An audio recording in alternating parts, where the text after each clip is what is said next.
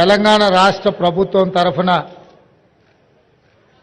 Padma Vibhushan, Padmashri award గ్రహీతలను సన్మానించాలన్న ఆలోచన చేసి పెద్దలు వెంకయ్య నాయుడు గారితో మాట్లాడి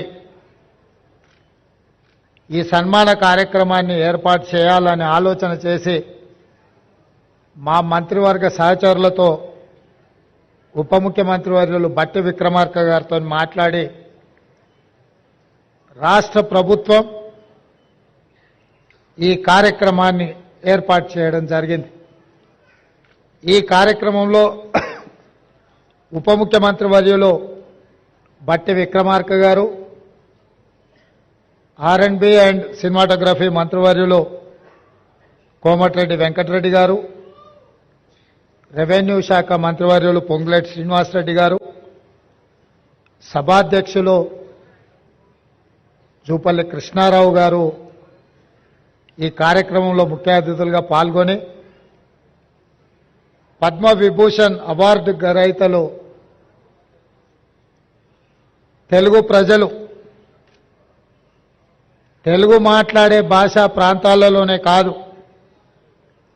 ఢిల్లీకి వెళ్ళినప్పుడు ఏ అవసరం ఉన్నా ఎవరినైనా కలిసి తమ మనసులో మాట చెప్పుకోవాలన్నా నిలువెత్తు తెలుగు విగ్రహం ముప్పవరపు వెంకయ్య నాయుడు గారిని ఈ సందర్భంగా రాష్ట్ర ప్రభుత్వం సన్మానం చేయడం అనేది మనల్ని మనమే సన్మానం చేసుకోవడం అంత గొప్ప కార్యక్రమం. అదేవిధంగా మీ అందరి అభిమాన నాయకుడు, గొప్ప నటుడు, పున్నమి నాగు సినిమాలో నటనలో a commitment ఉండేనో Uyyalawada Narasimha Reddy cinema సందర్భంగా చేసిన నటనలో అదే కమిట్మెంట్. అంటే వారికి సినీ రంగంలో తొలినాళ్లలో అవకాశం వచ్చినప్పుడు ఈ అవకాశాన్ని జారవిడ్చుకోకూడదు, ఈ అవకాశం ద్వారా పైకి వెదగాలని, ఇండస్ట్రీలో నిలదొక్కుకోవాలని ఏ కన్విక్షన్తో కమిట్మెంట్తో వారు తన వృత్తిని చాలా గౌరవప్రదంగా కొనసాగించారో 46 సంవత్సరాల తర్వాత కూడా నటనలో వారి తపన ఈ రోజుకు అదే స్థాయిలో కనిపిస్తుంది. వారే మిత్రుడు చిరంజీవి గారు.